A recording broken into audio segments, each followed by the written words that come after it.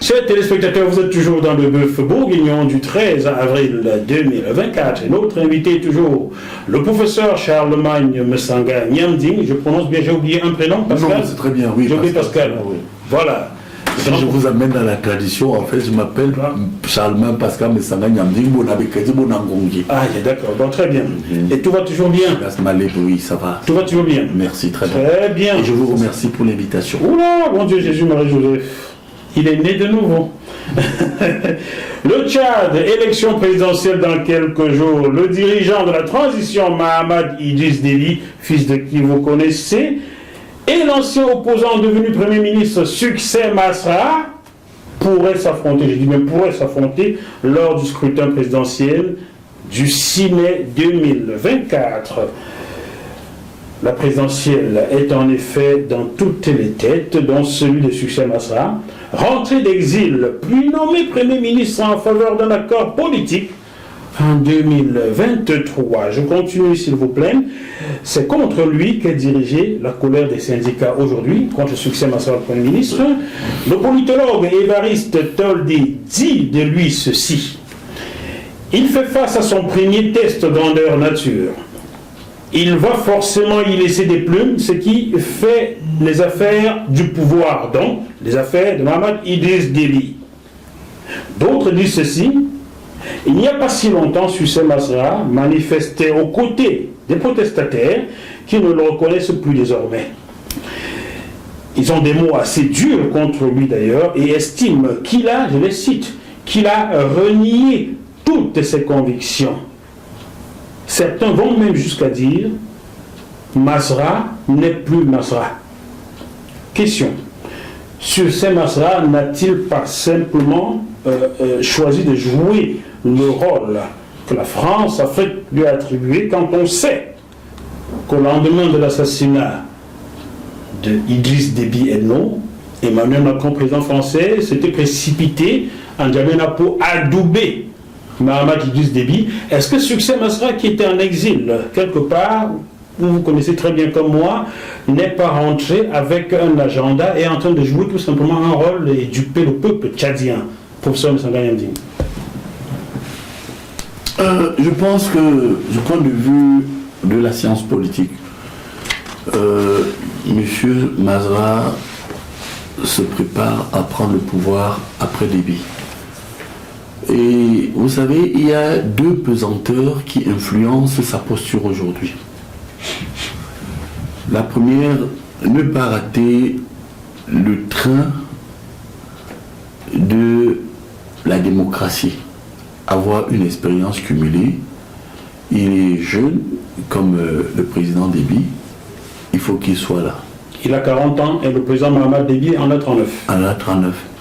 Je crois que Masra a, de mon modeste avis, bien joué sa carte pour l'avenir. Par contre, il y a une deuxième possibilité qui semble invraisemblable. Laquelle? Masra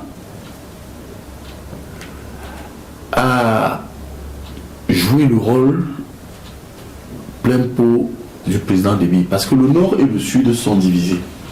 Vous savez, depuis la mort du président Garta Tumbalba, qui était du sud, il était un Sahara, c'est successivement les leaders du nord, en dehors d'Abdulrahman,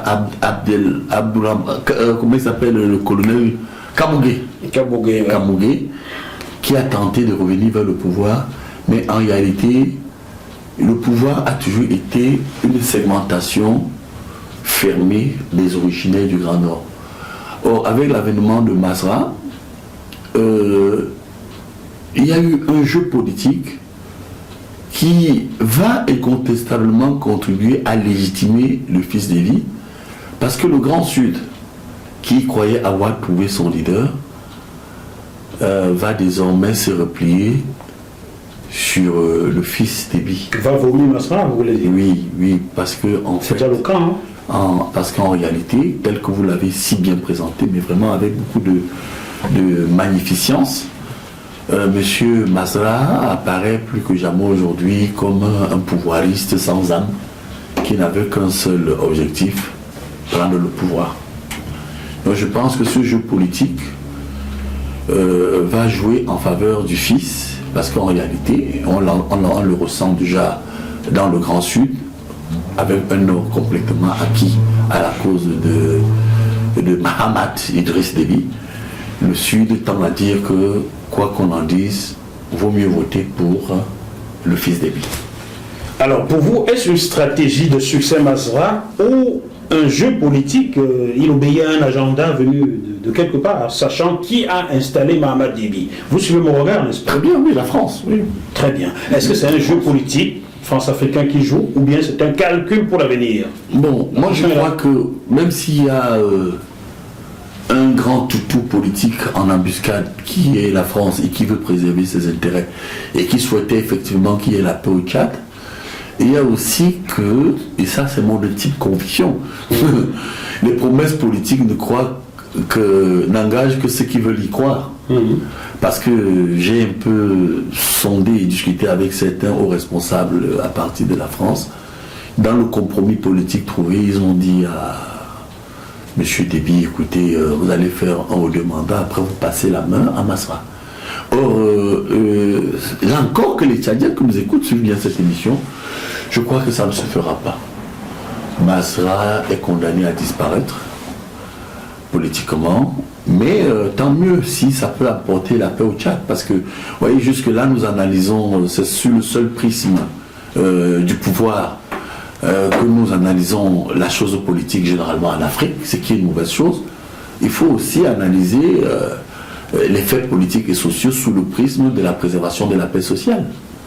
Et c'est pourquoi, une fois de plus, là vous allez encore me le reprocher, j'admire ce qui se passe au Cameroun. Parce que la paix sociale n'a pas de prix. Et beaucoup de personnes aujourd'hui soutiennent et pensent que le président Paul Biya peut continuer parce que en fait... à 92 ans. Oui, parce qu'en face... mon ancêtre reviendra diriger le Cameroun. Donner donc au Camerounais quelqu'un de crédible. Ah bon, d'accord. C'est bien.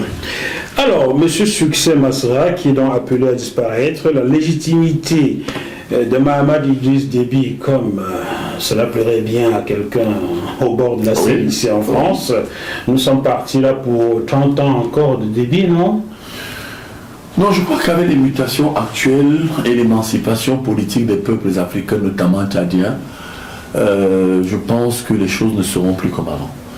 Moi, je suis convaincu que l'Afrique est en train de faire sa mue.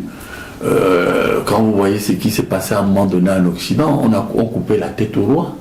Et ce qui m'impressionne, d'ailleurs, il faut que je le dise à vos téléspectateurs, quand vous observez la société française ou occidentale contemporaine, depuis un demi-siècle, qu'est-ce que tous ces gens qui ont gouverné la France ont vraiment apporté? Rien. Tout ce qui a été construit là sont les œuvres de la Révolution. Et je crois que, et ça, au regard de ce qui s'est passé en Russie, comme modèle et comme miroir, j'ai bien peur que le modèle démocratique occidental s'éteigne en Afrique. Pour preuve, depuis hier, vous savez, je suis l'actualité, je lis beaucoup en numérique.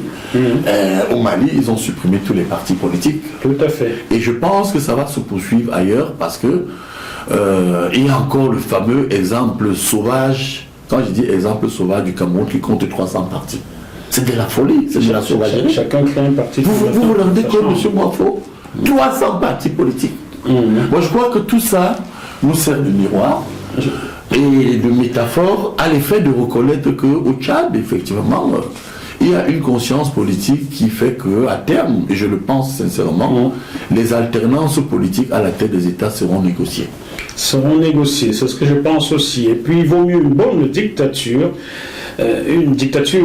progressiste, c'est ça, que de démocratie qui ne sert à rien, où quelqu'un reste au pouvoir 155 ans et tous les jours on parle d'élections et ce sont les mêmes qui s'éternisent au pouvoir. Car dans l'intérêt du peuple, j'aurais choisi Kadhafi à la tête de la Libye sur 100 ans. Aucun Libyen ne mourrait de faim. Ah oui. J'ai été à l'école à Bournemouth, à l'école Rich Language College, avec des Libyens qui venaient avec des bourses d'État apprendre l'anglais.